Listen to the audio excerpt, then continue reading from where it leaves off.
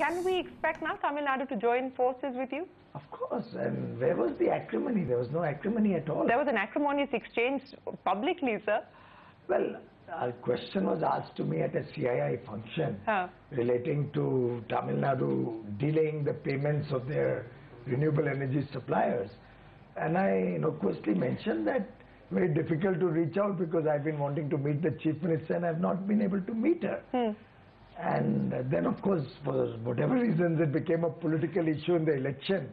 Elections will always have this kind of sideshows. Of course, elections will always have the sideshows. Elections are over. The verdict is in now. So do we expect movement on Tamil Nadu coming on board? See, the whole concept of Ujjwal Discom Assurance Yojana is in the interests of the people of India. And I'm sure the people of Tamil Nadu also deserve better.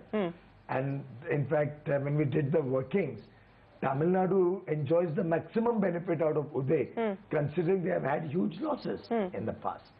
Now, there was this one issue which I had publicly mentioned also, that Tamil Nadu is a unique case, which has a Discom, Transco and generating company all in one. So one will have to allocate that debt into the three separate buckets, and then one can work out what is to be done. Of course, the Chief Minister wrote some letter requesting for several things, but requests are always made, and we have decided that there is no subsidy involved. The government is not giving any money to anybody, and all the states have come on board. But should Tamil Nadu still choose to continue to bleed, continue to not be able to serve their people, and continue to incur 10,000 crore loss or whatever loss they are suffering every year, that's a choice which is open to them. It's a voluntary scheme. But I would think any sensible decision would go towards joining Uday. So let's take the conversation outside of Tamil Nadu and talk about Uday in its totality. Bonds worth 1 lakh crore rupees have been issued as part of the Uday scheme. 18 states, 1 union territory on board now. You're hoping that Tamil Nadu will come on board as well. But in earnest, when can we actually see the impact on the ground? Coal is suffering on account of that. You're now faced with a problem of plenty as far as coal is concerned. You've got an inventory that you're trying to auction off because of coal offtake being low. When can we actually realistically see a turnaround? No, I think you've got, Shereen, your concept wrong. How do you say the coal offtake is low? It's the coal production is high. Coal production is high, so sir, but also produced much more. No, coal production is high, fair point, at a record high, but coal offtake has also been on the lower side because there has been low demand from sectors like steel, cement and power. No, I'm sorry about it. I think you again have it wrong. Imports have fallen because we've been able to replace imports with domestic coal, point one. Point two, power demand is usually correlated to the economy. So in the years 2012 to 14, power demand grew by 5%. In the years 14 to 16, it grew by 7%. So we are on a growth trajectory. The economy is growing, power demand is growing. And this is on the back of huge thrust to energy efficiency. So effectively, if I had not done energy efficiency, it would have probably grown more.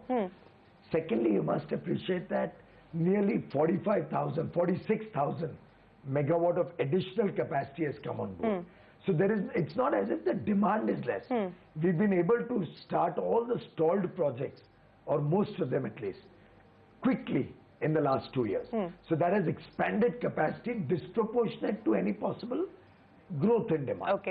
However, that being so, we are now focusing how we can look at long-term measures to increase demand. One is, of course, the greater penetration to the people of India. Second is we are trying to work with mobile companies to see how we can ensure uninterrupted power to the towers. We are working to see how electric vehicles in the long run become another source of big demand.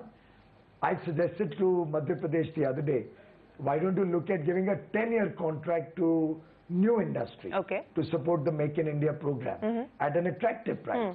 So typically what you do, you say the tariff is $6, I'll give you 50 paisa rebate or 1 rupee rebate if you set up an industry in my place. I'm saying why not do a reverse? Why not say I'll give you power for 10 years at 4 rupees or at 3.5 rupees? And encourage industry to come to your state, encourage industrialization, new job opportunities. So we are changing the rules of the game, just turning it upside down to see how we can rapidly ramp up demand of power. So has the Having government... said that, Uday has so many elements and each one contributes. Today I had the Rajasthan review meeting with the state government of Rajasthan. You'll be immensely happy to know that Vasundhara Raje ji, the Honorable Chief Minister, who inherited nearly 15,000 crore rupee annual loss, some 80,000 crore accumulated loss, and debt. She's been one of the most proactive beneficiaries of Uday. They've already done a large part of their 40,000 or 35 or 40,000 crores of Uday bonds. They've got approval for another 20,800 crores already. Today we've discussed their rollout of their DISCOM state government guaranteed bonds, and they've agreed to move that quickly. They've been able to save on their coal consumption through cutting down imports and more rational utilization of their capacity by about 50 paisa, they told me, per unit. They're now talking to NTPC, and Monday our NTPC team is going to be there to see how we can look at the overall power purchase cost and help to bring that down. So we are working on financial costs, we are working on efficiency in utilization of coal with them, we are working on efficient procurement of power. The Honorable Chief Minister is so sincere in her efforts to reduce AT&C. She's probably called a meeting of all MLAs next week to discuss with them the program to cut power theft. Today we discussed that they'll be looking at replacing every meter in the state with a smart meter for real-time monitoring of power consumption. Today we also discussed that they'll go back and work out how to work on the replacement of all the agricultural pumps with energy efficient pumps.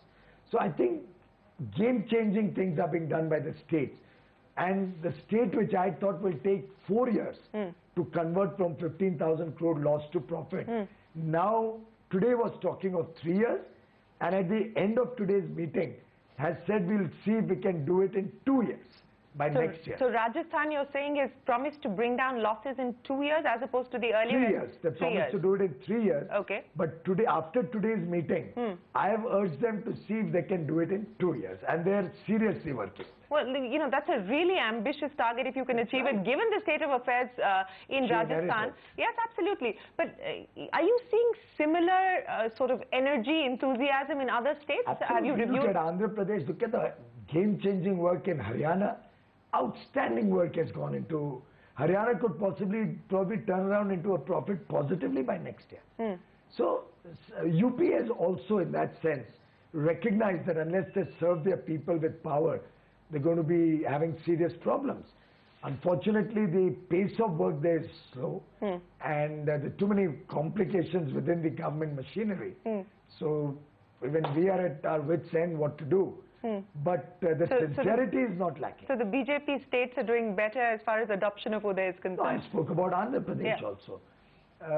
For that matter, Gujarat doesn't have any reason to be in Uday. It's a state which has only 1,000 crore debt. I mean, I tell you, honestly, to take a pause on this question, as much as study the Gujarat performance and what they have done since 2002-03 is truly remarkable. It's a Harvard Business School case study.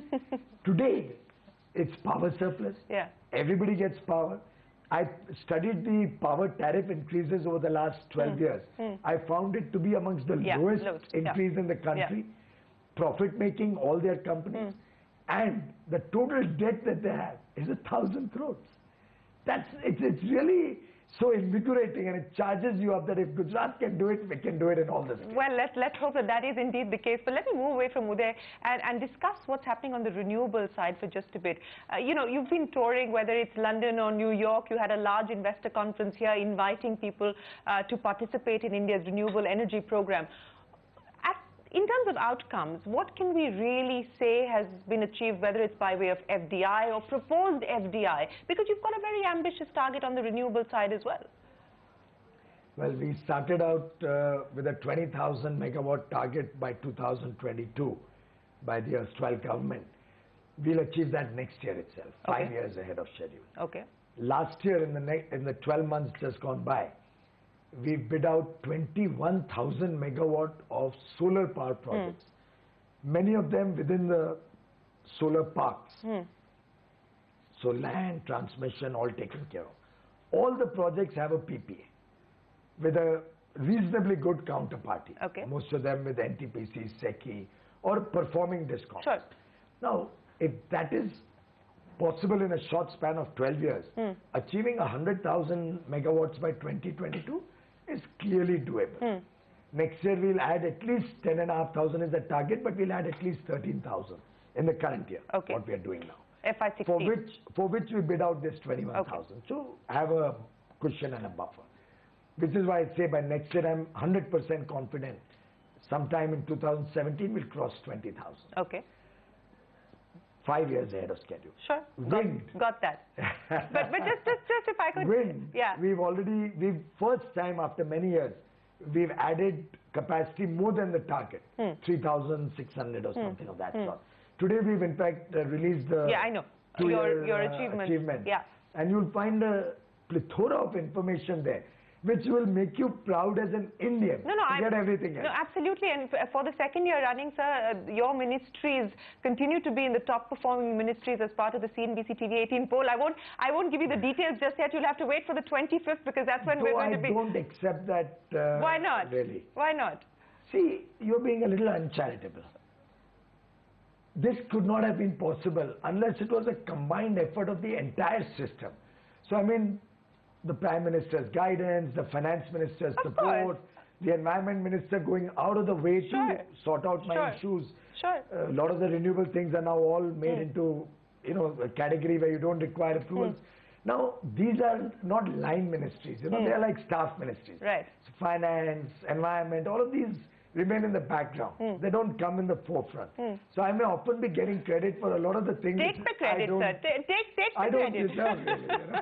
Okay. Well, let me ask you, because I was asking you on the funding issue before you told us about the targets that you hope to achieve over the next few years. In terms of FDI specifically, on the renewable side, what can we expect? What is the target there? See, I'm not one of those who's very desperate for foreign investment or who's going around pleading for foreign investment. If any of your colleagues has been on any of my investor meets, and they've been on all of them actually. And they're all open. All my meetings are with everybody around, nothing confidential. If they've made any unreasonable requests, I've been quick to point out it's not going to happen. So what are those unreasonable requests that they're making? At one point, which may come in the way of FDI. Somebody wanted should not the government, central government, do a backstop guarantee to every one of these PPAs? I said, I'm sorry. You want a sovereign guaranteed bond to be issued? I'll issue that. I'll take the money and I'll enjoy it at very, very low rates and do it myself. So if you're taking you want a reward, you better take a risk. So ultimately, it's all a risk-reward ratio. Investors have to appreciate that. So they still find that the risk there's no shortage of money. But they still find, foreign investors still find that perhaps the risks outweigh the rewards at this point in time? Not at all. Otherwise, I wouldn't have had such huge competitive bids for 21,000 megawatt in the last 12 months of solar. I wouldn't have had wind guys now talking to me that, hey, bring us also into the reverse auction, the reverse bidding process. They've realized that the strength of that lies in costs becoming competitive, suppliers also becoming competitive. After all, with a cost-plus regime, inefficiency tends to set in. But in a pure competitive regime where everybody has equal opportunity, I think that's the best way in India's interest. Let me ask you about solar, sir, because this got everyone excited today when you said that Mr. Kant has given the recommendations for solar manufacturing and how do you incentivize more manufacturing of solar panels in the country. You spoke about subsidies, which is what got the markets excited. What should we expect on that front? What I'm proposing is that, of course, it's yet to be finalized and then put up to the cabinet. And we'll need, of course, finances approval. But now with the increased coal cess, I'm quite confident that we'll get that. We'll have enough funding to be able to take care of that. The idea is that India will have to be self-sufficient in our requirement also for the solar equipment. And in fact, one very large investor who's committed to doing 20 gigawatts, 20,000 megawatts, in one of my first meetings with him in India, had mentioned that unless you manufacture it in India, you'll never get it cheap because there's so many dimensions of logistics, transport and all of that. He was of the opinion India should look at manufacturing in a big way. I'm hoping that we'll be able to develop at least 10 gigawatt integrated manufacturing capacity. Okay. Right from the silica wafers and chips and modules and cells and everything. And what we'll do is we'll bid these projects out. Okay. We'll talk to the states who are willing to participate and encourage investment, who want investment to come to their state. I've asked them to look at a dimension on the lines what I told you earlier. Can we guarantee power? It's a power guzzling industry. Right. Can we guarantee power at a fixed price or at a reasonably fixed price indexed to something with land and all other enablers so that these people can come and do plug-and-play manufacturing? Dollar-denominated tariffs is again something that... This is more about manufacturing. Okay. And I'm then going to bid out these projects so companies around the world and in India can look at expanding or coming up and setting greenfield projects and bring manufacturing to India. We are also seeing how to package it with some sort of an assured business for 5 or 7 years, which will encourage more people to manufacture. So when do you take this to cabinet, sir? How soon? I've still got to get finance approval, so I've still got to make up my own mind the contours. You know, I do things slowly. Yes. I like to get into every aspect and all the details. Want to make sure it's a fair process. There's no unreasonable benefits to anybody. And ultimately, I want to make sure all of this leads to India's people benefiting. So, so you will still take a little bit of time before you take this. Let me ask you on the coal side, sir, because I understand that at this point in time, at least auctions perhaps are unlikely to take place over the next few months. The linkage auctions will happen, but the coal mine auctions perhaps will take longer. And you'll agree with me that it's in India's interest to wait for some time, the international commodity market being what it is. Given what the global as well as the domestic scenario is. But as far as the linkage auction, you still require cabinet approval, and I believe that that's... the power sector. Right. The non-regulated will start next month. So how soon, early can we expect cabinet nod on linkage auctions for the power sector? Still some time away. I have to yet circulate that note for comments of other ministries. So a couple of months maybe. So what's the plan now as far as Coal India is concerned? So you've been able to take production for the coal sector to a record high, an aggressive capex plan for Coal India of about $8 to $9 billion over the next couple of years, next 5 years to be precise. Possible candidate for a buyback, divestment that continues to be on the table. What is the goal now as far as the next goal as far as Coal India is concerned? I had set one primary goal and one secondary goal, and I stand by that. The primary goal was that Coal India should produce 1 billion tons of coal by 2020. It should be of the right quality, so washing, crushing, all of that become integral parts to that program. It should be with maintaining safety and security of workmen, good manufacturing practices, technology introduced in the system. We are working on that. Skill development is an integral part of all our plans going forward. We had decided to open new mines so that we can expand production, which work is going on full swing, full speed ahead. We had, along with that, also worked on ensuring that that will replace the imported coal, thermal coal at least, not coking as yet. And for that, it may need some technological innovations for certain plants which have been set up for imported, designed to use imported coal. So I've already talked to BHEL chairman and NTPC to sit down and see what can be done on that. This was also to look at transportation efficiencies, for which I've already brought out the policy for efficient utilization of domestic coal last month, I think. All of these things put together was that $1 billion plan, and we are well on track on different aspects of that plan. I would say this was my secondary goal. My primary goal to my colleagues, and I think they're moving fast towards that, was that when you walk out on the street and tell anybody I work for Coal India, I want that man to look up to you and say with pride, wow, you're working for Coal India.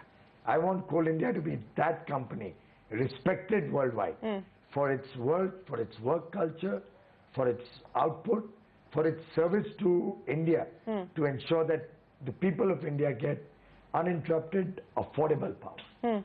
So in terms of unlocking not just shareholder value, you're of course talking about, in that sense, national value, but in terms of unlocking shareholder value in a lot of the other companies that fall under your various ministries, you've been talking about NTPC through the course of this interview. What really are the targets? What can we expect? Because these have been companies that the market has been disappointed in the past with. Have they?